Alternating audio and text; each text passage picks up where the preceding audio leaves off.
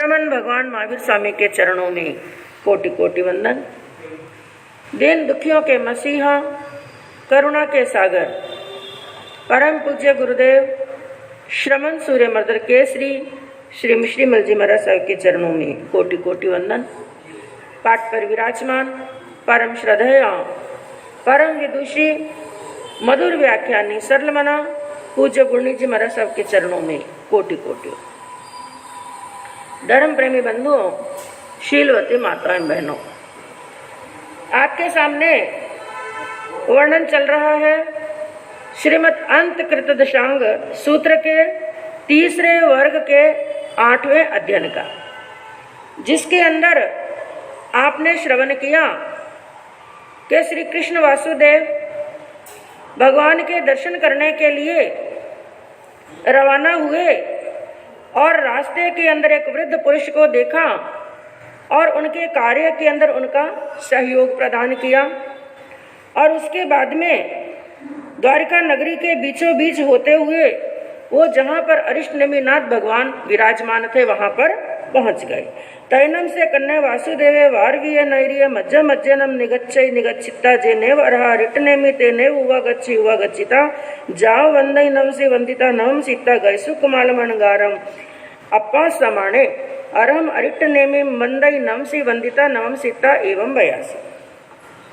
भगवान अरिष्टनेमिनाथ के समो शरण में पधार करके वहां पहुंच करके प्रभु को वंदन किया, नमस्कार किया और वंदन नमस्कार करने के पश्चात में गैसु कुमार अणगार को वहां पर ना देखकर, यानी श्री कृष्ण वासुदेव ने इधर उधर चारों तरफ दृष्टि डाली, सभी मुनियों के दर्शन हुए लेकिन उनके भाई मुनि के दर्शन उन्हें नहीं दिखाई पड़े। तो हाथों हाथ भगवान के सामने हाथ जोड़कर वंदन करके प्रश्न पूछने लगे। कहीनम बनते मम सहोदरे कन्नीयस्ते भाया गैसुकमाले अणगारे जन्नम अहम वंदामि नम सामी तैनम अरहारिट नेमि कन्नम वासुदेवम एवं वयासी साहिये नम कन्ना गैसुकमालेनम अणगारेण अपनो अट्ठो। उन्होंने भगवान के सामने प्रश्न किया कि हे भगवान, मेरे सहोदर लघु भाई गैसु कुमार मुनि कहाँ पर है? मैं उनको वंदन करना चाहता हूँ, नमस्कार करना चाहता हूँ, उनके दर्शन करना चाहता हूँ। उनकी मन की ये भावना सुनी तो ये बात सुनकर के भगवान ने श्री कृष्ण से कहा कि हे कृष्ण, गैसु कुमार अणगार ने अपना अर्थ प्रयोजन सिद्ध कर लिया। अर्थ प्रयोजन सिद्ध कर लिया अर्थात जिस कार्य के लिए, जिस लक्ष्य को प्राप्त करने के लिए उन्होंने संयम अंगीकार किया था वो कार्य उनका सिद्ध हो गया। ये बात सुनी तो श्री कृष्ण वासुदेव चिंतन करने लगे कि मुनि का तो एक ही लक्ष्य है, मोक्ष को प्राप्त करना। मोक्ष को प्राप्त करना, उन्होंने मोक्ष प्राप्त कर लिया है अर्थात उनका आयुष्य क्या हो गया है? पूर्ण हो गया। विचार करने लगे, चिंतन करने लगे, इतनी छोटी वय, कोई अस्वस्थ नहीं, कल ही तो उन्होंने दीक्षा ली और एक ही दिन के अंदर वो काल धर्म को कैसे प्राप्त हो गए। मन के अंदर कई प्रकार का द्वंद्व चलने लगा। उन्होंने वापिस भगवान के सामने प्रश्न किया। तैनम से कन्या वासुदेवे अरम अरिटनेमिम एवं बयासी कन्नम बंतम गैसुकमालम अणगारणम साहिये अपनो अठे। उन्होंने वापिस प्रश्न किया कि हे भगवान, आपने अभी अभी फरमाया कि गैसु कुमार अणगार ने अपना प्रयोजन सिद्ध कर लिया है, लेकिन हे प्रभु, उन्होंने अपना अर्थ प्रयोजन, अपना कार्य सिद्ध कैसे किया? मुझे कोई बात समझ में नहीं आई। अब उनकी समस्या का, उनकी जिज्ञासा का समाधान करने के लिए प्रभु ने पूरी जो घटनाक्रम एक दिन पहले हुआ था वो पूरा घटनाक्रम श्री कृष्ण वासुदेव को कह सुनाया। तैनम अरहरिटनेमिं कन्नम वासुदेवम एवं बयासी एवं खलु कन्ना गैसुकमालेनम अणगारेणम मम कल्लम पुवा वरहन्न काल समयंसी वंदै नमम से वंदिता नमम सीता एवं बयासी इच्छामि नम जाव उब संपज्जिता नम विहरै तैनम तम गैसु कुमालम अणगारम एगे पुरिसे पासै पासिता जाव सिद्धे। भगवान ने फरमाया कि हे कृष्ण, गैसु कुमार अणगार ने कल संयम अंगीकार करने के पश्चात में मुझे वंदन और नमस्कार करके अपने मन की एक भावना रखी कि हे प्रभु, मैं आपकी यदि आज्ञा हो जाए तो एक दिन के लिए भिक्षु प्रतिमा अंगीकार करना चाहता हूँ। तो मैंने उनको आज्ञा दी और वो आज्ञा लेकर के वो एक शमशान के अंदर भिक्षु प्रतिमा अंगीकार करने के लिए गए और वहाँ पर उनको ध्यान में खड़े हुए एक पुरुष ने देखा और जिस पुरुष ने उन्हें देखा उस पुरुष ने उनको अपना कार्य, अपना प्रयोजन सिद्ध करने में सहायता दी। और तम खलु एवं कन्ना गैसु कुमारिनम अणगारिनम साहसी अपनो अट्ठो। इस प्रकार हे कृष्ण, गैसु कुमार अणगार ने एक पुरुष की सहायता से अपने प्रयोजन को सिद्ध कर दिया। अब श्री कृष्ण वासुदेव को समझते कोई देर नहीं लगी। इसका मतलब कोई पुरुष ऐसा, कोई मनुष्य ऐसा है जिसने मेरे भाई को असमय के अंदर ही मृत्यु के मुंह में भेज दिया है। अब उनका क्रोध का पारा चढ़ने लगा और गुस्से के अंदर वो आए और तयनम से करने वासुदेवे अरम अरिट नेमिम एवं मयासी से केणम मनते पुरुषे अपत्तिये पत्तिये जाव परिवज्जये जेनम मम सहोदरम कन्ये संभायरम गसुकमाल मनगारम अकाले चेव जीवियो ववरोवी। वो गुस्से के अंदर, क्रोध के अंदर और बड़े दुखी होते हुए कहने लगे कि हे भगवान, वह अपार्थित का पार्थी, अपार्थित का अर्थ होता है जिसको कोई भी नहीं चाहता। जो भी मनुष्य है, चाहे वो त्रियंच है, जिसको कोई नहीं चाहता। और ऐसी चीज कौन सी है? मृत्यु। यानी मृत्यु को जो नहीं चाहता है, लेकिन वो मनुष्य है अपार्थित का भी पार्थी है, यानी मृत्यु को वो चाहने वाला है। वो पुरुष कौन है? जो लज्जा से रहित है, जिसे लज्जा नाम की कोई चीज नहीं है, जिसने मेरे छोटे भाई गसु कुमार अणकार को अकाल में ही जीवन रहित कर दिया। उनको द्वेष आने लगा उस मनुष्य के प्रति।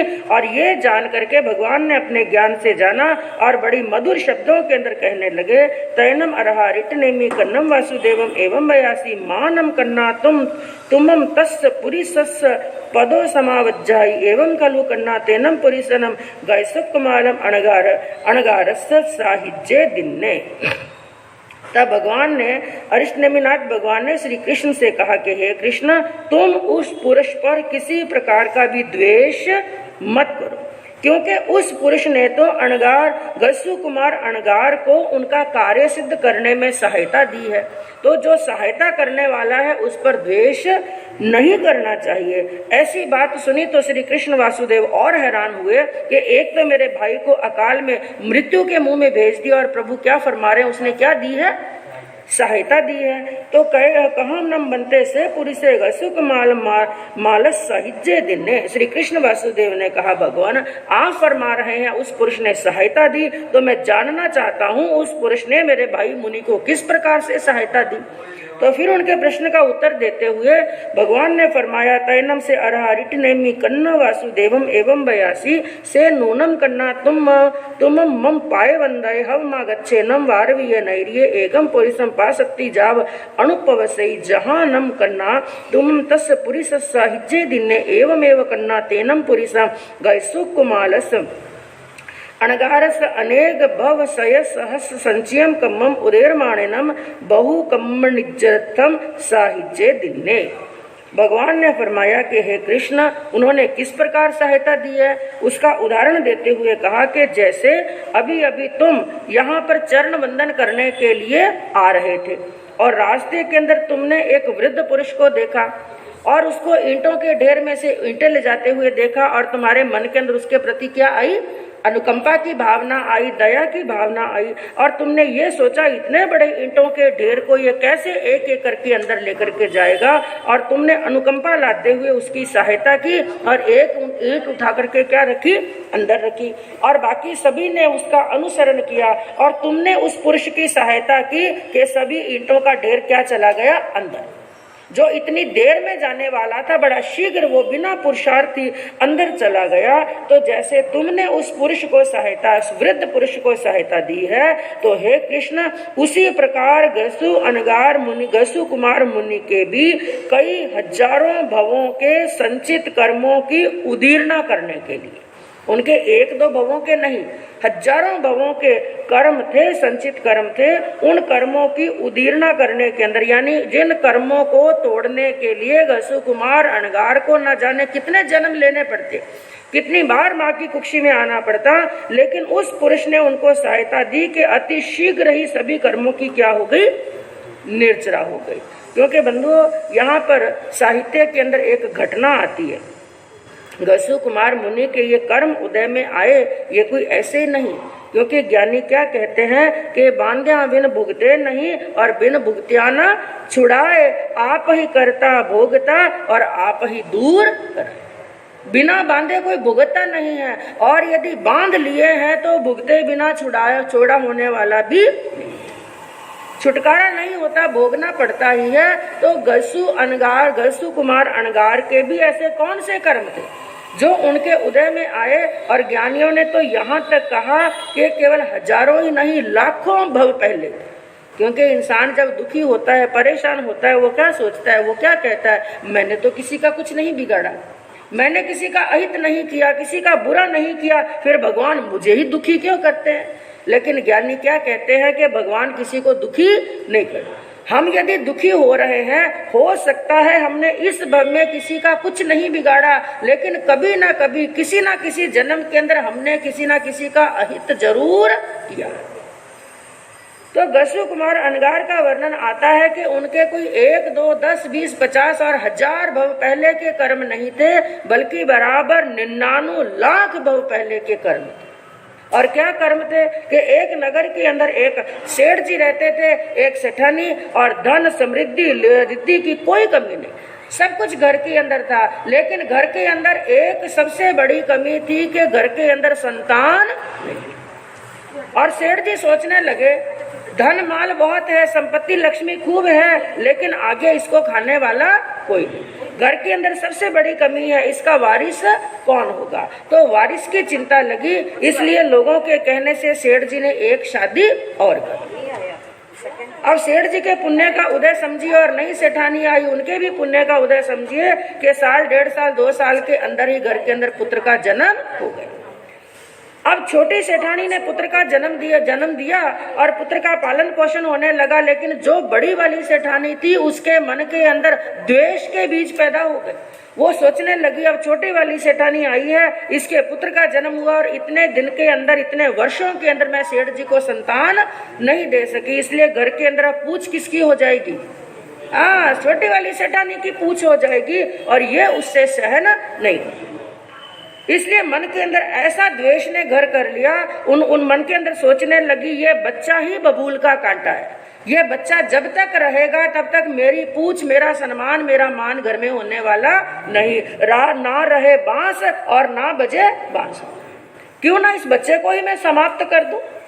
और ऐसा प्रयास के अंदर वो 24 घंटे मन के अंदर कुछ ना कुछ प्लान, कुछ ना कुछ खेल बनाती ही रहती। और कहते हैं बंधु, व्यक्ति जो सोचता रहता, एक ना एक दिन उसे अवसर प्राप्त होगी। एक दिन ऐसा ही अवसर प्राप्त हुआ कि वो जो बिल्कुल छोटा बच्चा था, अभी कुछ महीने का ही था, वो छोटे बच्चे के सिर के अंदर एक बार छाले हो गए और वैद्य के पास में लेकर के गए। वैद्य ने कई तरह की जड़ी बूटियों से मिलाकर के एक औषधि बना करके दी कि बच्चे के सिर पर ये औषधि लगाते रहना, बच्चे का सिर ये एकदम ठीक हो जाएगा।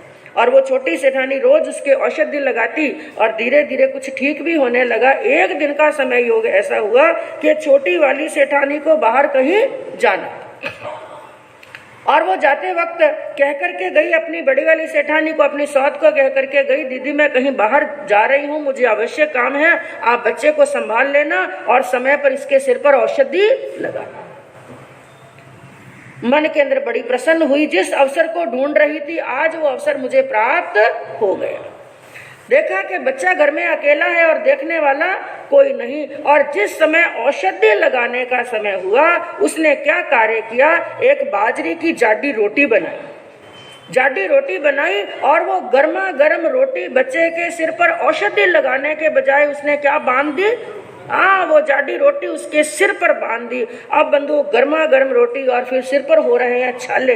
अब बच्चे को वेदना शुरू हुई, इतनी वेदना शुरू हुई कि बच्चा रोने लगा, चिल्लाने लगा, और वेदना बढ़ते बढ़ते इतनी वेदना बढ़ गई, कहते हैं उसकी आंखें बाहर आ, और कुछ देर के अंदर ही वो बच्चा तड़प तड़प करके मर गया। और सेठानी मन में क्या हुई, प्रसन्न।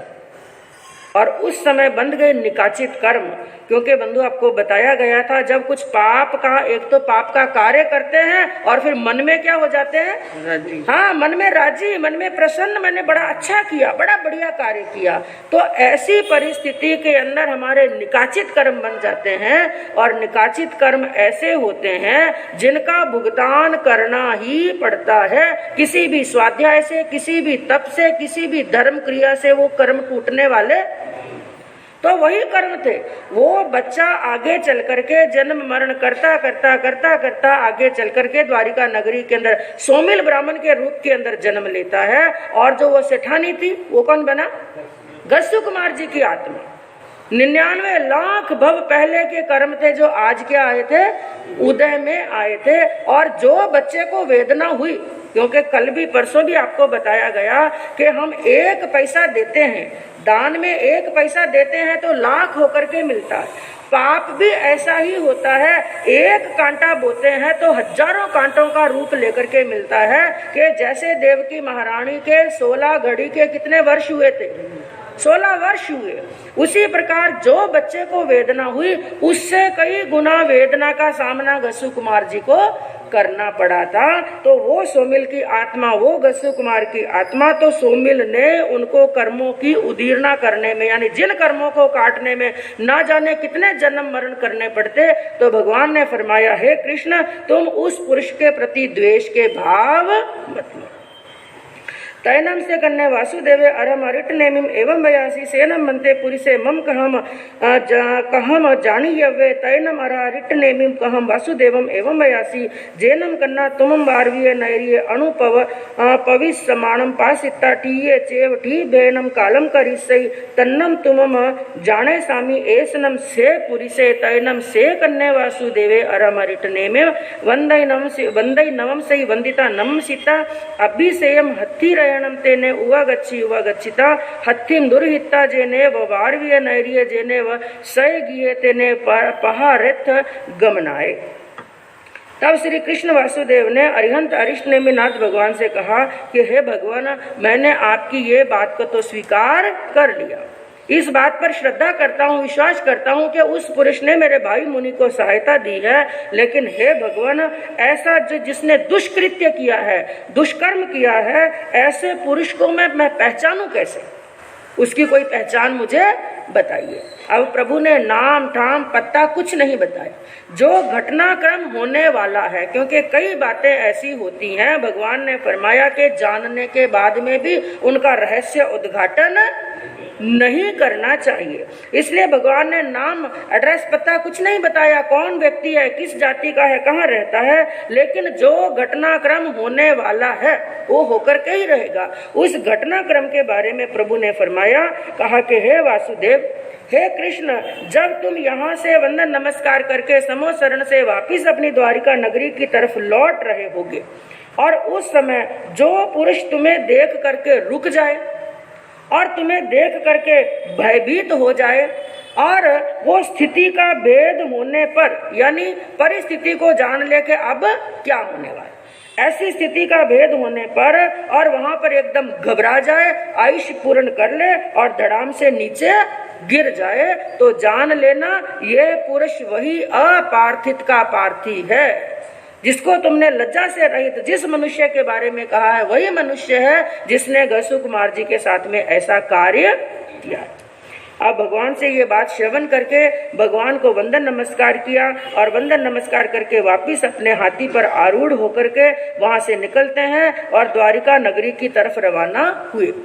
लेकिन बंधु, आज उनका मन क्या था, बड़ा खिन्न था, बड़े दुखी थे, भीतर से बड़ा मन उनका दुखी था। इसलिए ना तो कोई जय जयकार हो रही है, ना कोई जय जयकार के नारे हो रहे हैं, ना कोई ढोल धमाका, कुछ भी नहीं, उनकी सवारी जा रही है। लेकिन मन के अंदर एक और विचार उत्पन्न हुआ। उन्होंने मन के अंदर क्या सोचा, रोज मेरी सवारी राजपथ से जाती है, लेकिन आज मेरा मन क्या है, दुखी। ऐसा दुख उनके मन के अंदर है, तो कहा कि आज राज सवारी राजपथ से होकर के नहीं जाएगी, आज सवारी कहाँ से जाएगी? गलियों से होकर के, छोटे रास्तों से होकर के सवारी जाएगी। तो आदेश दिया, अब उनकी सवारी द्वारिका के अंदर, द्वारिका नगरी में प्रवेश कर रही है छोटे छोटे रास्तों से। और इधर देखिए, अब सोमिल मन के अंदर डर रहा है, मन के अंदर घबरा रहा है। तैनम तस् सोमिल समान सकलम जाव जलंते अयमया रूम अजतीय जाव समुपन्ने। अब सुबह का सूर्य उदय हुआ और वो उठा और उठ करके मन के अंदर चिंतन करने लगा, सोचने लगा कि आज क्या होने वाला है। क्योंकि इंसान पाप करता है, अंदर से एक आवाज आती है कि इसका भुगतान मुझे करना ही पड़ेगा। लेकिन ये जानते हुए भी मनुष्य क्या करता है? पाप करता है। कई बार तो इंसान की मनोस्थिति उसको ऐसा बना देती है और कई बार कर्म उसको ऐसा बना देते हैं। तो अब वो मन के अंदर क्या सोचने लगा, एवं खलु कन्ने वासुदेवे अरहम अरिट नेमिम पाए वंदे निग्गय तम नाय मेयम अरहा विन्ना मेयम अरहा या स्वय मेयम अरहा या सिद्धे मेयम अरहा या भविष्य कन्नस वासुदेव तम न नज्जय न कन्ने वासुदेवे मम केण कुमारेण मारिस्सई ती कट्टु बिय सयाओ गिहाओ पड़े निक्कमई कन्नस वासुदेव वारवियम नयरेम अणुपवि समानस पुरो स पिक्खम सपड़ी दिसम हव मा गए। अब वो सोचने लगा कि आगे क्या होने वाला है। उसने मन में क्या विचार किया कि हर रोज की भांति आज भी श्री कृष्ण वासुदेव भगवान को चरण वंदना करने के लिए, अपने भाई मुनि के दर्शन करने के लिए भगवान के शरण के अंदर जाएंगे। और जब वहां पर अपने भाई मुनि के दर्शन नहीं करेंगे तो भगवान से प्रश्न करेंगे, और भगवान तो घट घट की जानने वाले। मैं कहूँ ये बात अब वो चिंतन कर रहा है और भगवान घट घट की जानने वाले हैं, क्या वो पहले नहीं जानता था? और वो ऐसी घटनाक्रम करेगा, गसु कुमार मुनि के साथ में ऐसा करेगा और उसका दंड उसको कृष्ण वासुदेव क्या देंगे, क्या वो नहीं जानता था? सब जानता था। लेकिन जब ऐसे कर्मों का उदय काल चलता है, मनुष्य की बुद्धि भ्रष्ट हो जाती है, विवेक के चक्षु बंद हो जाते हैं। तो अब वो सोचने लगा, जब भगवान श्री कृष्ण वासुदेव को पूरा सत्य बताएंगे और कृष्ण को सत्य मालूम पड़ने के बाद में वो ना जाने मुझे कौन सी मौत से मारेंगे, ना जाने कैसा दंड देंगे, तड़पा तड़पा करके मारेंगे, वो मुझे छोड़ने वाले नहीं। इसलिए मेरे लिए यही बेहतर है कि मैं द्वारिका में रहूं ही नहीं, मैं द्वारिका छोड़कर भाग जाऊं। और वो क्या सोचने लगा, हर रोज कृष्ण वासुदेव की सवारी किधर से आती है? राजमार्ग से। इसलिए मैं ऐसे रास्ते से होकर के जाऊं जहां पर मेरा कृष्ण वासुदेव का आमना सामना ना हो। इसलिए उसने भी रास्ता कौन सा ले लिया? हाँ, संकड़ी गलियों का, छोटी गलियों का रास्ता ले लिया। इधर तो सोमिल रवाना हुआ द्वारिका से बाहर निकलने के लिए और इधर सवारी चलती जा रही है द्वारिका के अंदर। और एक स्थान आया के तैनम से सोमिले माने कम वासुदेव सहसा पासिकता बीएटीए चेव ठी बेनम कालम करई धरणी तलंसी सव्वे सव्वम गेहिम ध संति सन्निवड्डीए तैनम से कन्ने वासुदेव सोमिलम माणम पासी पासिता एवं बयासी। तब एक स्थान ऐसा आया, एक समय ऐसा आया कि दोनों आमने सामने हो गए। इधर हस्ती पर आरूढ़ श्री कृष्ण वासुदेव और इधर वो भयभीत हुआ सोमिल ब्राह्मण। जब एक दूसरे का आमना सामना हुआ तो वो सोमिल एकदम श्री कृष्ण वासुदेव को साक्षात अपने काल को देख करके भयभीत हो गया। वहीं पर खड़ा खड़ा ही स्थिति भेद हो जाने से वहीं पर उसकी चलती हुई सांस रुक गई। हाँ, ऐसा समझ लीजिए, आजकल की भाषा के अंदर जिसको बोलते हैं हार्ट अटैक।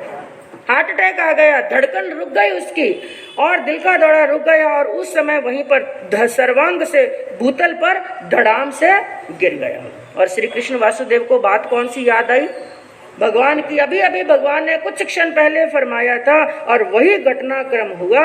और बंधुओं, ऐसा होने के बाद में आप श्री कृष्ण वासुदेव उन सोमिल ब्राह्मण को देख करके कहने लगे और उनका क्रोध जागृत हुआ। एसनम बोधेवानुपिया स सोमिले माने अपथिये पथिये जा परिवज्जये जैन ममम सोहेरे कन्या से भाईरे गसुक माले अनगारे काले चे जीविया ओवरोवी ती कट्टू सोमिलम महानम पाणेहिम कड्डा वे कड्डा वित्ता तम भूमिम पाणिये अभुखा वे अभुख वित्ता जेनेव सय गिये तेने उवा गए स्वयं गिहम अनुपविट्टे। अब उनको धड़ाम से नीचे गिरा हुआ जान करके और वो श्री कृष्ण वासुदेव समझ गए ये वही मनुष्य है और कहने लगे, अहो देवानुप्रिय, यही वह सोमिल ब्राह्मण है जो अपार्थित का पार्थी है, मृत्यु को चाहने वाला है, लज्जा से रहित है, जिसने मेरे लघु भ्राता गसु कुमार अणगार को हमें असमय के अंदर ही मार डाला है और यह अपवित्र है। इसका मन भी अपवित्र और तन भी अपवित्र, और जिस धरती के ऊपर ये गिरा है वो धरती भी क्या हो गई है? अपवित्र, अशुद्ध हो गई है। इसलिए इस अपवित्र शव को, ये शव जो है, इसके शव को चांडालों से, यानी चांडालों को बुलाओ, उनको कहो कि इस अपवित्र शव को उठा करके ले जाकर जंगल में कहीं फेंक दे। इसका अंतिम संस्कार का भी अधिकार इसको नहीं, इसको जंगल के अंदर फेंकवा दो। और इसके यहाँ पर गिरने से ये धरती भी अपवित्र हो गई है, इसलिए शुद्ध जल से धोकर के इस भूमि को भी क्या करो? पवित्र करो। ऐसा आदेश दिया और ऐसा कार्य पूरा हुआ। उसके बाद में श्री कृष्ण वासुदेव वापिस अपने महलों के अंदर चले गए, वहां पर पहुंच गए। एवं खलु जम्बू समनेनम भगवया महावीरणम जाव संपत्तिनम अंतगढ़ दशानम तच्चस वगस अयमठ्ठे पणत्ते। और सुधर्मा स्वामी ने कहा कि जम्बू, इस प्रकार श्रमण भगवान महावीर स्वामी ने इस तीसरे वर्ग के 8वें अध्ययन का ऐसा वर्णन फरमाया है। और बंधुओं, इस अध्ययन से हमें एक नहीं कई प्रकार की शिक्षाएं मिलती। संक्षिप्त के अंदर 2-4 बातें कहूंगी। सबसे पहले हमें यह शिक्षा मिलती है, जो देव है, देवता की आराधना करते हैं, देवता को बुलाते हैं, लेकिन देव के अंदर भी हमारे भाग्य को परिवर्तित करने की ताकत नहीं। जिसका उदाहरण है सुलसा और उसके पुत्र।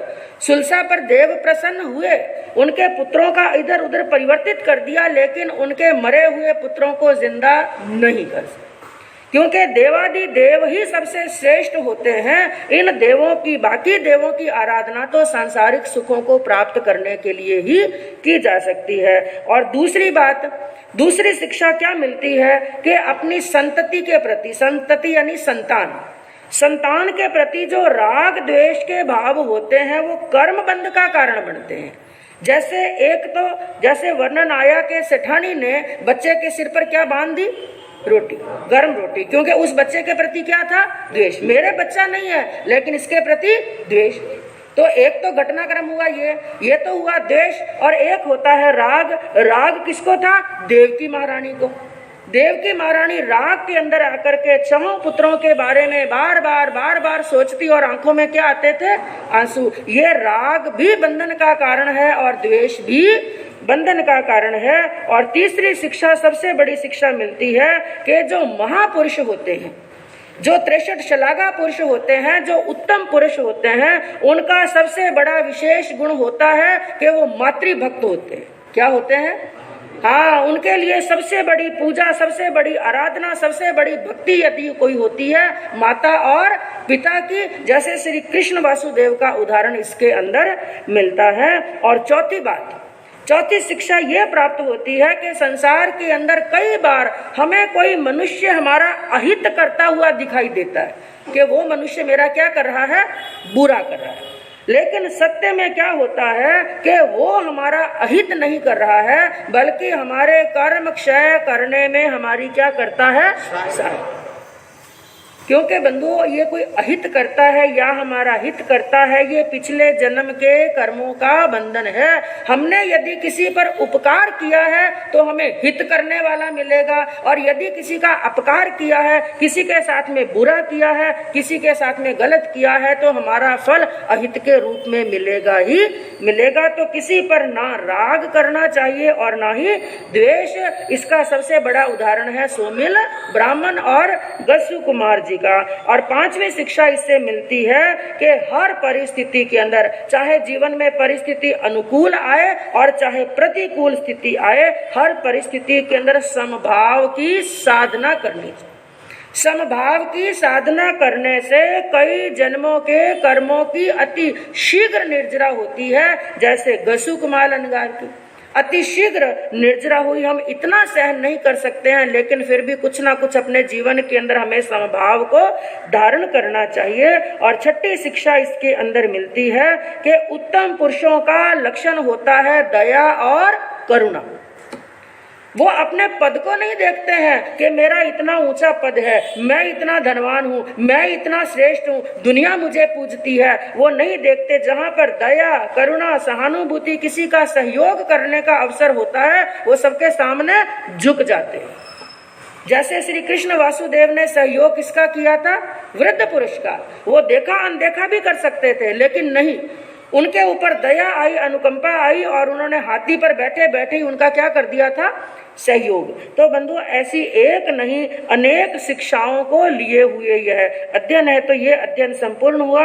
उसके बाद में तीसरे वर्ग के 9वें अध्ययन के लिए फिर जम्बू स्वामी ने प्रश्न किया, नम सुख्य वो एवं खलु जम्बू तेनम कालेनम तेनम सेमेनम वारवीय नैरिये जहा पड्डमय जा वीरहि तत्थनम वारवीय नैरिये बलदेवे नामम राया होता वन्नो तस्सनम बलदेव सरन्नो धारणी नामम देवी होता वन्नो। अब 9वें अध्ययन के लिए फिर सुधर्मा स्वामी को जम्बू स्वामी ने प्रश्न किया कि हे भगवान, अब मैं आपके मुखार बिंद से तीसरे वर्ग के 9वें अध्ययन का वर्णन श्रवण करना चाहता हूँ। तो सुधर्मा स्वामी ने कहा कि हे जम्बू, उस काल और उस समय की बात है, वही द्वारिका नाम की नगरी थी। बाकी वर्णन पहले अध्ययन के समान ही समझ लेना चाहिए। और एक बार वहां पर अरिष्टनेमिनाथ भगवान का पदार्पण हुआ और उस द्वारिका नगरी के अंदर बलदेव नाम के राजा राज्य करते थे, जिनके महलों के अंदर बड़ी सुंदर एक धारणी नाम की महारानी थी। तैनम सा धारणी सिंहम सुम्मिने जहाँ गोए में नवरम सुमुह कुमारम पन्नासम कन्नाओ पन्ना सदाओ 14 पुवाइम अहिजय विषम वासाई परिया शेषम तम चेव जाम से तुझे सिद्धे। और धारणी महारानी ने भी गौतम कुमार की माता की तरह एक बार एक सिंह का स्वप्न देखा, बाद में गर्भ को धारण किया, एक समय पर एक पुत्र को जन्म दिया। और विशेषता केवल इतनी है कि उस कुमार का नाम सुमुख रखा गया। और सुमुख कुमार जब बड़े हुए, यौवन अवस्था के अंदर आए, उनका एक ही दिन के अंदर 500 कन्याओं के साथ में पानी ग्रहण हो गया। लेकिन एक बार भगवान का पदार्पण हुआ, भगवान की जिनवाणी को श्रवण किया और सुमुख कुमार को भी वैराग्य आया, संयम अंगीकार किया और सामायिक से लगा करके 14 पूर्वों का अध्ययन किया, ज्ञान प्राप्त किया, 20 वर्ष तक संयम का पालन किया और अंतिम के अंदर शत्रुंजय पर्वत पर जाकर के सिद्ध बुद्ध और मुक्त हो गए। निखे वो एवं दुमुहे वी कुवदारे वी दोन्न वी बलदेव धारणी सुया दारुए वी एवं चेव नवरम वासुदेव धारणी सुये एवं अन्नादिट्टी वी वसुदेव धारणी सुये एवं खलु जम्बू समनेनम जाव संपतेनम अट्टम संग संतगढ़ दसानम तच्च सवग्गस तेरस समसज्जयनम अयमट्ठे पनत्ते। तो है जम्बू, इसी प्रकार दुर्मुख और कूपदार कुमारों का वर्णन समझना चाहिए। यह दोनों बलदेव और धारणी माता के पुत्र थे। और उसके बाद में 12वें अध्ययन के अंदर दारू कुमार का वर्णन समझना चाहिए, जिनके पिता का नाम वसुदेव और माता का नाम धारणी था।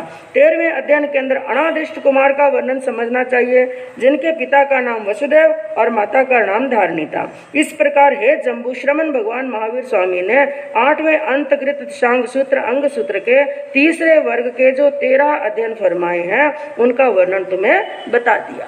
उसके बाद में फिर प्रश्न किया चतुर्थ वर्ग के लिए जम्बू स्वामी ने, हे भगवान, मैंने आपके मुखार बिंद से 3 वर्ग श्रवण कर लिए।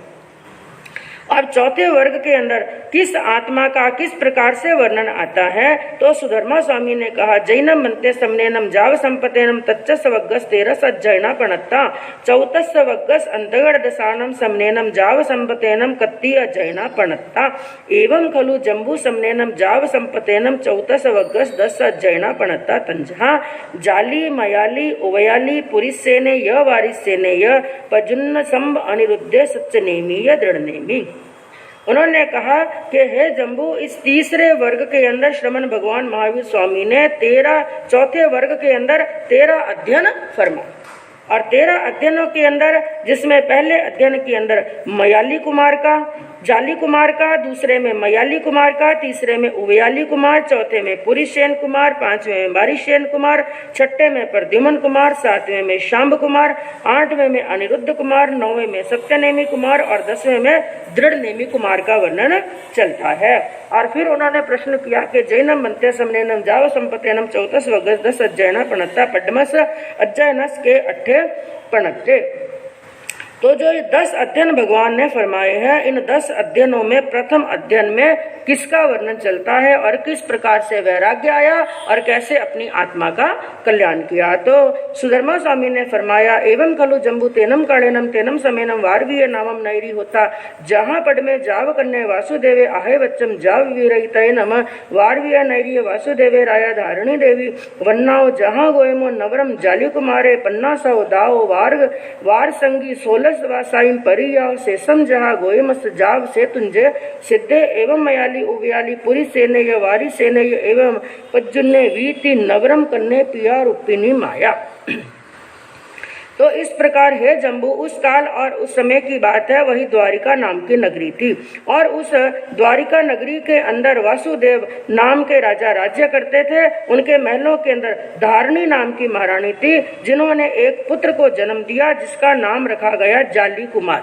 और वो भी जब बड़े हुए, युवा हुए, तो युवा अवस्था के अंदर 500 कन्याओं के साथ में उनका पानी ग्रहण हुआ। और एक बार जब भगवान का पदार्पण हुआ और भगवान की वाणी श्रवण करके उनको क्या आया? वैराग्य आया। संयम अंगीकार किया। उन्होंने भी 12 अंगों का अध्ययन किया, 16 वर्ष तक संयम का पालन किया।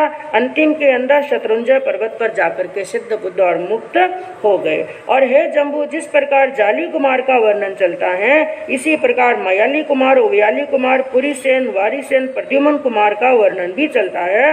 वैसा ही समझना चाहिए। विशेषता केवल इतनी है, इनके पिता का नाम श्री कृष्ण और माता का नाम रुक्मिणी था। एवं संबे विनवरम जम्बवई माया एवं अनिरुद्धे विनवरम पज्जुस्ने पिया वेदब्बी माया एवं सच्चने विनवरम समुद्र विजय पिया शिवा माया एवं दृढ़ नेमी वि सव्वे एक गम्मा चौतस वग्गस निखेवो। और आगे शाम्ब कुमार का वर्णन भी ऐसा ही समझना चाहिए, जिनके माता का नाम जाम्बवती, यानी पिता श्री कृष्ण ही थे और माता का नाम था जाम्बवती। और बंधुओं, ये शाम्ब कुमार जब द्वारिका नगरी का वर्णन आया था, उसके अंदर अलग अलग बताया गया था कि कौन कौन से योद्धा रहते थे, 10 दशार रहते थे, कितनी उनकी महारानियां थी, जिनके अंदर एक नाम आया था 60,000 दुर्दांत वीर योद्धा रहते थे। यानी शूरवीर तो कई थे, लेकिन मुख्य कितने थे? 60,000 ऐसे योद्धा थे जिनके सामने किसी को विजय प्राप्त करना संभव नहीं था। ऐसे योद्धाओं में भी सबसे प्रमुख कौन थे? शाम्ब कुमार। ऐसे ऐसे योद्धाओं ने, ऐसे ऐसे वीर शूरमाओं ने घर बार का त्याग करके क्या ले लिया? संयम। एक बार ही वाणी सुनी और घर बार का त्याग कर दिया, तो उन्होंने भी दीक्षा अंगीकार की। अनिरुद्ध कुमार ने, जिनके पिता का नाम था प्रद्युम्न कुमार और माता का नाम था वैदर्भी। सत्यनेमी कुमार का वर्णन भी वैसा ही चलता है, जिनके पिता का नाम था समुद्र विजय और माता का नाम था शिवा देवी। और दृढ़ नेमी का वृत्तांत भी वैसे ही चलता है। इन सबका अधिकार वर्णन एक जैसा है। तो इस प्रकार है जम्बू, यहाँ पर चौथे वर्ग का उपसंहार भी समझना चाहिए। चौथा वर्ग संपूर्ण हुआ। अब पंचम वर्ग के लिए फिर जम्बू स्वामी ने प्रश्न किया, जैनम बनते समनेनम जाव संपतेनम चौतस वग्गस मट्ठे पनत्ते पंचमस नम बनते वग्गस अंतगढ़ दसानम समनेनम के अट्ठे पनत्ते। हे भगवान, मैंने आपके मुखारबिंद से ये 4 वर्ग मैंने श्रवण कर लिए हैं। 5वें वर्ग के अंदर भगवान ने किन किन का वर्णन किया है, कितने अध्ययन कहे हैं, कितनी आत्माओं का वर्णन आता है। तो सुधर्मा स्वामी ने कहा, एवं खलु जम्बू समनेनम जाव संपतेनम पच्चमस वग्गस 10 अज्जयना पनत्ता तंजहा पौमा वही य गौरी गंधारी लखना सुसीमा य जम्ब वही सत्यभामा रुक्मिणी मूल सिरी मूल दत्तावी। भगवान ने, सुधर्मा स्वामी ने फरमाया, है जम्बू, इस 5वें वर्ग के अंदर भगवान ने 10 अध्ययन कहे हैं और 10 अध्ययनों के अंदर 10 रानियों का वर्णन चलता है, जिसके अंदर पहले अध्ययन के अंदर पद्मावती रानी का, दूसरे में गौरी रानी का, तीसरे में गंधारी का, चौथे में लक्ष्मा का, 5वें में सुसीमा, 6ठे में जाम्बवती, 7वें में सत्यभामा, 8वें में रुक्मिणी का। और यह 8 की 8 श्री कृष्ण महाराज की पटरानियां थी, क्योंकि रानियां तो कितनी थी? 16,000 रानियां थी, लेकिन पटरानियां थी 8। और 8 की 8 ने क्या ले ली थी? हाँ, दीक्षा। और 9वें अध्ययन के अंदर मूल श्री और 10वें में मूल दत्ता का वर्णन चलता है। ये दोनों श्री कृष्ण वासुदेव की पुत्र वधुएं थी। तो 8 पटरानियां और 2 पुत्र वधुएं। तो ये 10 अध्ययनों के अंदर 10 का वर्णन चलता है। जैनम मनते समनेनम जाव संपतेनम पच्चमस वग्गस 10 जैना पणत्ता पड्डमस नम मनते अज्जयनस के 8 पणत्ते एवं खलु जम्बू तेनम कालेनम तेनम समेनम वारवीय नामम नैरी होता जहाँ पडमे जाव कन्ने वासुदेवे आह वच्चम जा वीरई तस्तनम कन्नस वासुदेव स्पौमा वही नामम देवी होता वन्नो। तो उन्होंने कहा कि पंचम वर्ग के जो 10 अध्ययन कहे, पहले अध्ययन का अर्थ किस प्रकार है? तो सुधर्मा स्वामी ने कहा, हे जम्बू, और उस काल और उस समय की बात है, वही द्वारिका नाम की नगरी थी जहाँ पर श्री कृष्ण वासुदेव जिस पर राज्य कर रहे थे, आधिपत्य कर रहे थे, और उनके महलों के अंदर पद्मावती नाम की एक पटरानी थी। और एक बार भगवान का पदार्पण द्वारिका नगरी के अंदर हुआ। भगवान के दर्शन वंदन करने के लिए, भगवान की वाणी सुनने के लिए द्वारिका नगरी के लोग वहां पर पहुंचते हैं। और श्री कृष्ण वासुदेव की महारानी ने, यानी पद्मावती महारानी ने जब यह समाचार सुने कि भगवान का पदार्पण नगरी के अंदर, द्वारिका नगरी के अंदर हुआ, तो पद्मावती रानी भी मन के अंदर बड़ी प्रसन्न हुई कि आज तिरन तारण की जहाज प्रभु केवल ज्ञानी केवल दर्शी हमारी नगरी के अंदर पधारे हैं, तो मुझे भी भगवान की परि उपासना करने के लिए, वंदन और नमस्कार करने के लिए वहां पर जाना चाहिए। तो श्री कृष्ण वासुदेव और उनकी महारानी पद्मावती और भी कई रानियां और जन समुदाय भगवान के समोह शरण के अंदर पहुंचते हैं। और भगवान ने धर्म कथा कही। धर्म कथा सुनने के पश्चात में परिषद जिस दिशा से आई थी उसी दिशा की ओर लौट। सभी लोग वहां से चले गए, लेकिन कृष्ण वासुदेव, जो गस्सु कुमार जी की घटना नई नई घटी है, इसलिए मन के अंदर क्या था? दुख, बड़ा खेद था। उस घटना को भूल नहीं पा रहे थे और उनके मन के अंदर कई प्रकार के उतार और कई प्रकार के चढ़ाव, कई प्रकार का द्वंद्व चल रहा था। आखिर उस द्वंद्व का नतीजा क्या निकला? वो मन के अंदर अब उन्होंने जैसे एक निर्णय कर लिया था कि मुझे ऐसा लगता है कि अब मेरी पुनवानी का सूर्य अस्त हो रहा है। मेरे इतने शक्तिशाली होते हुए, मेरे राज्य करते हुए, मेरी ही नगरी के अंदर, जैसे मेरी नाक के नीचे, मेरी आंखों के सामने ही समझ लीजिए, मेरा भाई जो मुझे पुत्र से भी ज्यादा प्रिय था, मेरी जान से भी ज्यादा प्रिय था, उसके साथ में किसी ने ऐसा दुष्कृत्य करने का कार्य कर लिया। तो इसका मतलब अब मेरी पुनवानी नहीं, धीरे धीरे पुनवानी क्या हो रही है? हाँ, कम हो रही है। इसलिए उन्होंने ऐसा जान करके भगवान के सामने एक प्रश्न पूछा। और प्रश्न भी कैसा पूछा? तैनम कन्ने वासुदेवे अरम अरिट नेमि वंदे नम सी वंदिता नवम सीता एवं बयासी ईमी से नम बनते वारवीय नैरिये दुवालस जोयन आय माय नव जोयन वित्थिन्नाय जा पच्चक्कम देवलोक बुआय किम मूल्य विन्ना से भविष्यई। वो अपने स्थान से खड़े होते हैं और भगवान के पास में गए, हाथ जोड़ करके वंदन नमस्कार किया। और वंदन नमस्कार करके उन्होंने क्या कहा? भगवान, मैं ये जानना चाहता हूँ, यह 12 योजन लंबी 9 योजन चौड़ी साक्षात देवलोक के समान जो द्वारिका नगरी है, इसका विनाश किस कारण से होगा? मैं कहूँ वो ये भी पूछ सकते थे कि प्रभु क्या इस नगरी का विनाश होगा या नहीं, लेकिन वह मन में उन्होंने जान लिया कि अब मेरी पुनवानी नहीं रही, ये नगरी बनी पुनवानी के कारण से, पुनवानी चली गई तो ये नगरी भी रहने वाली नहीं। ये तो उनको निश्चित हो चुका था, ये नगरी रहने वाली नहीं। लेकिन इसलिए उन्होंने प्रश्न किया कि विनाश तो होगा, ये निश्चित है, लेकिन किस कारण से होगा, मैं ये जानना चाहता हूँ। ऐसी बात सुनी तो भगवान ने अपने केवल ज्ञान केवल दर्शन से जान करके बताया, कन्ना ई अरहा रिटनेमि कहम वासुदेवम एवं बयासी एवं खलु कन्ना ई मी से वारवीय नैरिय नवजोयन वित्तानाय जावदेव लोक भूयाय सुरग्गी वायन मूलाय विन्ना से भविष्यई। तो भगवान ने फरमाया, हे कृष्ण, तुम्हारी यह 12 योजन लंबी 9 योजन चौड़ी है देवलोक के समान इस नगरी का विनाश 3 कारणों से होगा। कितने कारणों से? 3 कारणों से होगा। कौन कौन से? सुरा के कारण से, सुरा यानी मदिरा, मदिरा के कारण से, अग्नि के कारण से और द्वैपायन ऋषि के कारण से। तो ये 3 कारणों से, 3 निमित्त से होगा। तयनम कन्नस वासुदेव सारह रिटनेमिम अंतिये ए मट्टम सोचा निसम अयमेयरुम अजतीय जाव समुपन्ने दन्नानम ते जाली मयाली उबयाली पुरी सेन वारी सेन पज्जुन्न संभ अनिरुद्ध दृढ़नेमि सच्चनेमि पब्बिया कुमारो जैनम चिच्चा हिरण्यम जा परिबाहिता अरह अरिटनेमि संत्यम मुंडा जा पव्विया अहन्नम अधन्य अकय पुण्य रज्जय जाव अंते उरे य मानुसु एसु य काम भोगेसु मुच्छिय नो संचा एमि अरह अरिटनेमिस जाव पवित्र ई।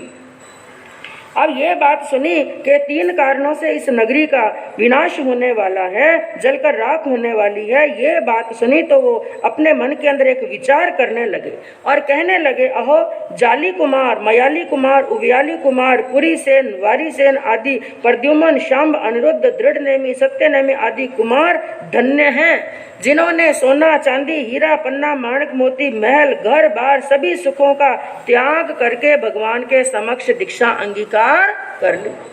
यानी समय पर अपनी आत्मा के कल्याण के मार्ग पर लग गए हैं। लेकिन मैं अधन्य हूँ, मैं पुण्यहीन हूँ, मैंने पुण्य का संचय नहीं किया है, मैं भाग्यहीन हूँ, क्योंकि मैं राज्य का, अंतपुर का और मनुष्य संबंधी काम भोगों का त्याग नहीं कर सकता। मैं इन सब की आसक्ति में पड़ा हुआ हूँ, मेरे अंदर वैराग्य भाव नहीं है, इसलिए मैं समय पर भगवान के पास में संयम अंगीकार करके दीक्षा लेकर के कल्याण करने में समर्थ नहीं। ऐसा चिंतन कर रहे थे और भगवान ने उनकी मन की बात को जाना। कन्हाई अरहा रिटनेमिम कन्नम वासुदेवम एवं वयासी से नूनम कन्ने तम एयम अजतीय जाव समुपन्ने दन्नानम ते जयाली जा पवैया से नूनम कन्ना अट्ठे समट्ठे। उनके मन के चिंतन को भगवान ने जान लिया और जान करके श्री कृष्ण वासुदेव को संबोधन करते हुए भगवान बड़ी मधुर वाणी के अंदर कहने लगे, हे कृष्ण, क्या तुम्हारे मन के अंदर इस प्रकार का विचार आया है कि वो जाली कुमार आदि धन्य हैं, लेकिन मैं अधन्य हूँ, मैं पुण्यहीन हूँ, मैं संयम अंगीकार करने में असमर्थ हूँ। तो श्री कृष्ण वासुदेव ने कहा, हंता थी, हाँ प्रभु, मेरे मन में ऐसा विचार आया। उसका समाधान देते हुए भगवान ने क्या फरमाया, तम नो खलु कन्ना तम एयम भूयम वा भवम वा भविष्य वा जन्नम वासुदेवा जय चैता हिनम पव ई संति से केन अट्ठेनम बनते एवं उच्चै न एवं भूयम जा पविसंति कन्नाई अरा रिटनेमि कन्नम वासुदेवम एवं बयासी। तब भगवान ने क्या फरमाया, है कृष्ण, ऐसा ना कभी पहले हुआ है, ना आज होता है और ना ही कभी भविष्य में होगा कि जो वासुदेव के पद पर हैं वो अपने घर बार का, धन दौलत का, संसार के भोगों का त्याग करके कभी दीक्षा अंगीकार करें। ना तो पहले कभी हुआ है, ना आज होता है और ना ही कभी भविष्य में होगा। ऐसी बात सुनी तो कृष्ण वासुदेव को और आश्चर्य हुआ। मैं दीक्षा नहीं ले सकता क्या? कभी कोई वासुदेव दीक्षा नहीं ले सकता, कारण क्या है? तो उन्होंने वापस प्रश्न किया कि हे भगवान, आपने ऐसा क्यों फरमाया? जो वासुदेव होते हैं वो दीक्षा क्यों ग्रहण नहीं कर सकते हैं? इसका समाधान देते हुए भगवान ने फरमाया, हे कृष्ण, जितने भी वासुदेव होते हैं, और वासुदेव एक अवसरपनी, एक उत्सवपनी के अंदर कितने कितने होते हैं? 9 बलदेव, 9 वासुदेव, 9 प्रतिवासुदेव। तो 9 वासुदेव जो होते हैं उनकी क्या विशेषता है कि जितने भी वासुदेव होते हैं वो अपने पिछले जन्म के अंदर निदान करके वासुदेव बनते हैं। क्या करते हैं? निदान। निदान करने का अर्थ क्या होता है कि जैसे एक साधक है और वो उसके मन के अंदर भविष्य में कुछ प्राप्त करने की या देवलोक में जाने की, कोई पद प्राप्त करने की इच्छा जागे तो मन के अंदर एक निदान कर लेते हैं, क्या कि मेरी तपस्या का फल हो, मुझे फलानी फलानी चीज प्राप्त हो। तो जितने भी वासुदेव होते हैं वो ये निश्चित है, ये शाश्वत नियम है, सबके सब वासुदेव निदान करके ही वासुदेव बनते हैं। और निदान का फल ये होता है, बड़ा अशुभ फल होता है निदान का। निदान करने के कारण से उनको संयम आने वाला नहीं। तो तुम निदान करके वासुदेव बने हो। एवं खलु कन्ना सवे वियनम वासुदेव अपुभवे नियान कड्डा ए नम अट्ठे कन्ना एवं उच्चई ए न एवं भूयम जा पविसंति तैनम से कन्ने वासुदेव अरम अरिट नेमि एवं बयासी। जब ये बात सुनी कि जितने भी वासुदेव होते हैं वो दीक्षा ले ही नहीं सकते हैं, अब फिर एक और प्रश्न हो गया यदि मैं दीक्षा अंगीकार नहीं करूंगा, संयम के धर्म के पथ पर नहीं चलूंगा, तो मेरा आयुष्य पूर्ण होने के बाद में मैं जाऊंगा कहां पर? क्योंकि संयम अंगीकार करूंगा तो मैं कहां जाऊंगा? मोक्ष में, और वहां से भी कुछ कर्म शेष रह गए तो देवलोक के अंदर। तो अब मैं संयम अंगीकार नहीं कर सकता। तो प्रभु मैं अब ये जानना चाहता हूँ, अहम न मनते यो कालमासे कालम किच्चा कहिम गमित सामी कहिम उव संपजित सामी तैनम अरारिट नेमिम कहम वासुदेवम एवं बयासी। तो प्रभु ने उनके प्रश्न का उत्तर देते हुए कहा कि जब उन्होंने कहा कि मैं काल करके कहां पर जाऊंगा, तो भगवान ने उत्तर दिया, हे कृष्ण, एवं खलु कन्ना तुम बारवीय नैरिय सुरग्गी दीवाए यण कोविद निद्धाए अम्मा पी नियग विप्प हुणे रामेण बड़देवेनम सद्दिम दाहिनी वे आलिम अभिमुहे जुठिल्ल पामुखानम पंचनम पंडवाणम पुंडराय पुत्तानम पासम पंडु महुरम सप थिए।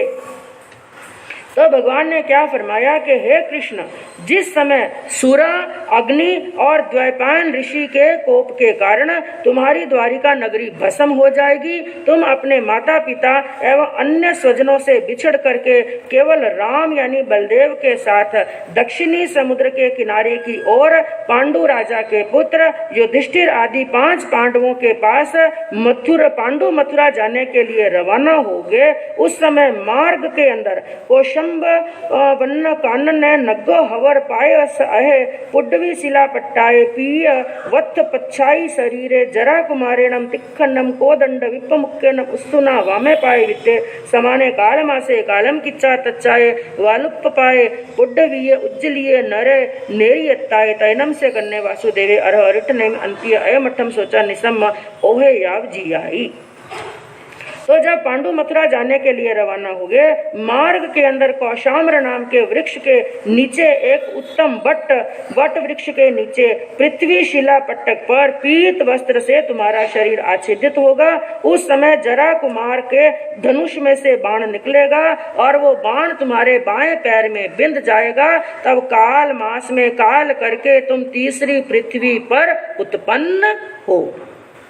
ये घटनाक्रम प्रभु ने फरमाया। बंधुओं, यहाँ पर क्या बताया गया कि जब श्री कृष्ण वासुदेव ने अपने अगले भव के बारे में, अपनी गति के बारे में प्रश्न किया, उस समय भगवान ने क्या फरमाया था कि अंतिम के अंदर तुम्हारे पांव के अंदर बाण लगेगा। और बाण किसका लगेगा? जरा कुमार का। ध्यान से सुनना इस घटनाक्रम को। यह घटनाक्रम कैसे बनता है? क्योंकि कहते हैं बंधुओं, जो होने की बातें हैं वो महापुरुषों के साथ में भी होती। कितना भी प्रयास कर ले, उन बातों से कोई छिपने वाला नहीं। तो भगवान ने जब ये फरमाया कि जरा कुमार का बाण लगेगा, और जरा कुमार भी कोई दूसरा नहीं था, वो भी यादव कुमारी थे। जिस कुल के श्री कृष्ण थे, यादव थे, और जरा कुमार भी क्या थे? यादव। और जिस समय भगवान ये बात फरमा रहे थे कि जरा कुमार का बाण लगेगा, उस सभा के अंदर जरा कुमार भी विराजमान थे और जरा कुमार भी ये बात सुन रहे थे। जरा कुमार ने ये बात सुनी कि श्री कृष्ण वासुदेव जो 56 कुलकोड़ी यादवों के अधिपति हैं, हमका सबके ऊपर शासन कर रहे हैं, सबका पालन पोषण कर रहे हैं, उनकी मृत्यु का कारण कौन बनेगा? मैं नहीं। ऐसा नहीं हो सकता, मैं ऐसा दुष्कृत्य नहीं कर सकता। इस होनी से बचने के लिए जरा कुमार ने, कहते हैं, वहीं से स्थान छोड़ दिया, द्वारिका छोड़ दी और जंगलों के अंदर चले गए। सोचने लगे मैं इतना दूर चला जाऊंगा, इतना दूर चला जाऊंगा कि ना हमारा आमना सामना होगा और ना ही मेरे हाथ से इनकी मृत्यु होगी। उसी दिन से जंगलों के अंदर एक जंगली की तरह ही रहने लगे। हाथ के अंदर धनुष बाण लेकर के वहीं पर जंगल में रहते हैं, वहीं पर भोजन करते हैं, नगर में आने के जैसे प्रत्याख्यान ही कर ली। और इधर घटनाक्रम हुआ जब भगवान ने फरमाया कि तुम्हारी द्वारिका नगरी का विनाश होगा 3 कारणों से, सुरा, अग्नि और द्वैपायन ऋषि। तो साथ में ही एक प्रश्न श्री कृष्ण वासुदेव ने और पूछा था कि भगवान, मैं ये जानना चाहता हूँ, क्या इस विनाश से इस नगरी को बचाया जा सकता है? तो भगवान ने कहा कि प्रयास कर सकते हो। और वो प्रयास कौन सा है? एक ही प्रयास बताया, तुम्हारी नगरी के अंदर तपस्या चलनी चाहिए। और वो भी कौन सी? आईमिल की। देखिए, एक आईमिल में कितनी ताकत है। जब तक आईमिल चलता रहेगा, चाहे पूरी नगरी में एक ही आईमिल हो, जब तक आईमिल चलता रहेगा तुम्हारी नगरी का कोई भी विनाश नहीं कर।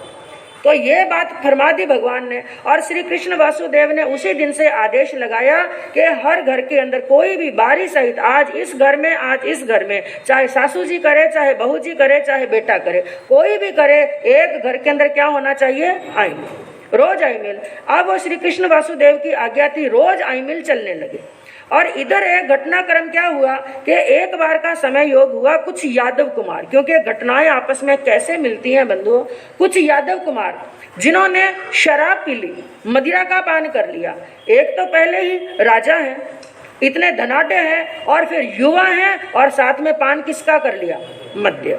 मद्य का पान तो एक वृद्ध व्यक्ति भी कर ले, वो भी अपने भान को भूल जाता है। तो उन्होंने मदिरा का पान किया, घोड़े पर सवार हुए और जंगल के अंदर भ्रमण के लिए चले गए, और वहां पर नशे के अंदर धुत थे। उस समय उन्होंने एक द्वैपायन नाम के ऋषि को ध्यान में बैठे हुए देखा। और बंधुओं, जब इंसान विवेक भूल जाता है तो साधु संतों का विनय क्या होता है, उनकी भक्ति क्या होती है, उनको कुछ ध्यान नहीं रहता। जाकर के द्वैपायन ऋषि को छेड़ने लगे, तरह तरह से उनके ध्यान को विचलित करने का प्रयास करने लगे, लेकिन द्वैपायन ऋषि अपने ध्यान में दृढ़ बैठे रहे। जब वो उनको परेशान कर करके थक गए, देखा कि अब ये चलायमान होने वाले नहीं। फिर उन्होंने क्या देखा, यकायक दृष्टि पड़ी, सामने एक मरा हुआ सांप पड़ा था। उस सांप के कलेवर को उठाया और उठा करके द्वैपायन ऋषि के गले में डाल दिया। अब आया द्वैपायन ऋषि को जोरदार क्रोध, और गुस्से के अंदर आकर के उन्होंने उनको एक शाप दे दिया, यदि मेरी तपस्या का, मेरी साधना का कोई फल हो तो मैं तुम यादवों के लिए दुखदाई बनूं। अब यह शाप मिला, यादव तो घबरा करके, पूरा नशा उतर गया।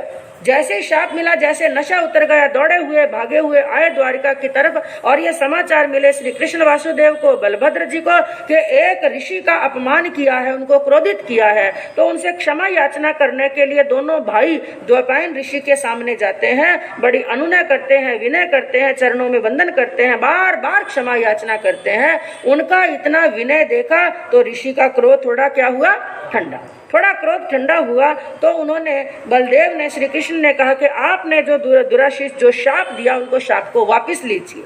लेकिन उन्होंने कहा, जो मेरे मुख से शब्द निकल गए वो तो पत्थर की लकीर, यादवों का विनाश होगा होगा और जरूर होगा। लेकिन तुम दोनों भाइयों ने आकर के अपनी क्षमा याचना की, विनय भक्ति की है, तुम्हारी भक्ति पर मैं प्रसन्न हूँ। तो ये आशीर्वाद देता हूँ, जिस समय द्वारिका जलेगी सबका विनाश होगा, लेकिन तुम दोनों का बाल बांका भी होने वाला नहीं।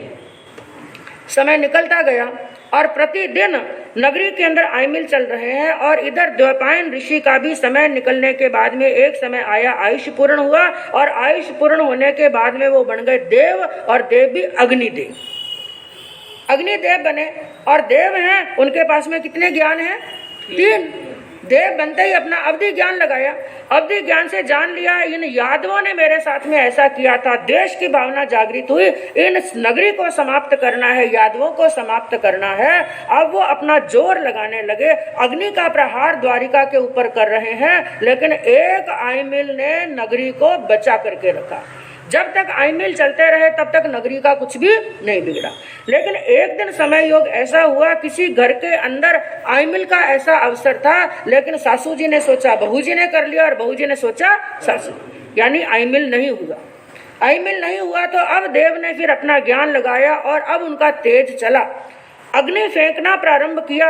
पूरी की पूरी द्वारिका नगरी, छोटे बड़े महल, जितने भी भव्य महल थे, सबके सब धुंधु करके जलने लगे। खूब बचाने का प्रयास किया, लेकिन नगरी के अंदर कुछ भी नहीं बचा। और कृष्ण और बलभद्र दोनों भाइयों ने सोचा, और इस नगरी के अंदर कुछ बचने वाला नहीं है। अरे सबसे मूल्यवान, सबसे अमूल्य 2 प्राणी हैं, कम से कम उनको तो बचा ले। और वो कौन है?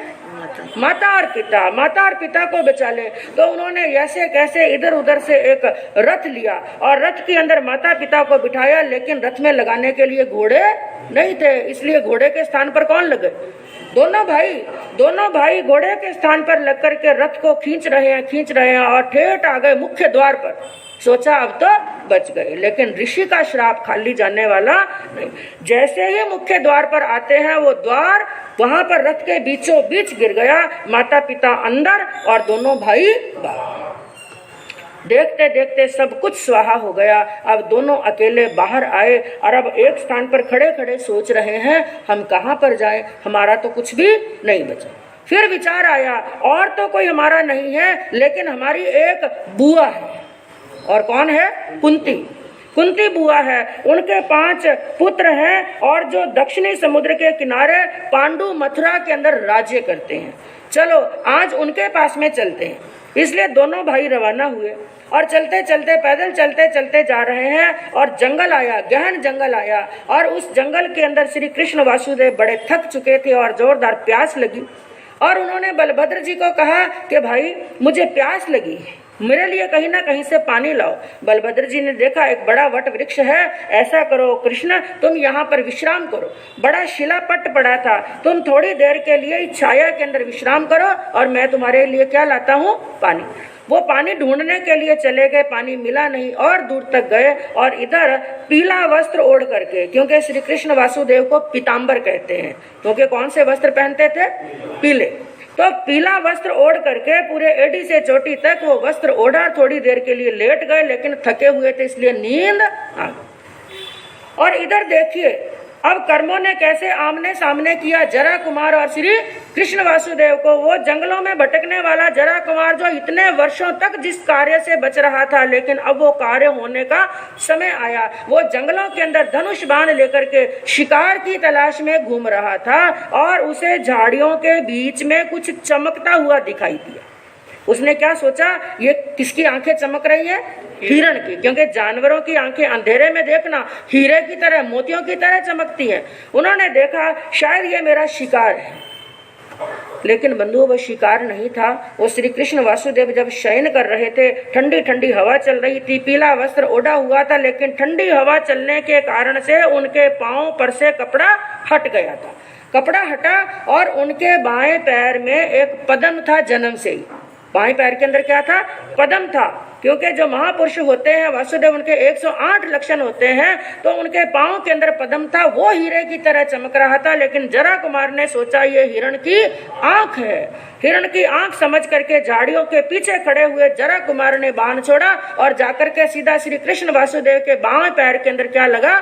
बाण। जैसे ही बाण लगा, श्री कृष्ण वासुदेव की चीख निकल गई। आवाज सुनी, मनुष्य की आवाज। जरा कुमार ने सोचा ये हिरण नहीं, ये तो कौन है? मनुष्य है। दौड़ करके भाग करके आए और वहां पर देखा कौन बैठे थे? श्री कृष्ण। भगवान का वो समोसरण याद आ गया, भगवान ने जो फरमाया था वो घटना घट गई। अब ये बात देखी और वो रोने लगा। लेकिन श्री कृष्ण वासुदेव ने मन में क्या सोचा, अभी यदि बलभद्र जी यहाँ पर आ गए और उन्होंने इनको देख लिया, किनको? जरा कुमार को, और कहते हैं कि जो बलभद्र जी और श्री कृष्ण जो बलदेव होते हैं, वासुदेव होते हैं, उनकी परम प्रीति होती है। तो बलभद्र जी ने यदि जरा कुमार को देख लिया तो वो उनको छोड़ने वाले नहीं। इसलिए जरा कुमार को क्या कहा कि तुम जल्दी से जल्दी यहाँ से भाग जाओ, उनके आने से पहले यहाँ से भाग जाओ। तो उन्होंने क्या किया कि जिस बाण, जो बाण उस पद्म के ऊपर लगा था, उसी बाण से वो पद्म निकाला और निकाल करके जरा कुमार के हाथ में दिया और कहा कि इसको लेकर के बुआ कुंती के पास में जाओ और जाकर के कह देना कि यही तुम्हारा सब कुछ निशानी है, आज से तुम्हारा पियर वासा सब खत्म, सब कुछ समाप्त हो गया है। कहते हैं जरा कुमार को तो वहां से रवाना कर दिया। रवाना करने के बाद में अब हुई वेदना शुरू, क्योंकि उनको तीसरी पृथ्वी पर जाना है। और कहते हैं जैसी गति में जाना हो अंतिम के अंदर वैसी लेशिया आ जाती।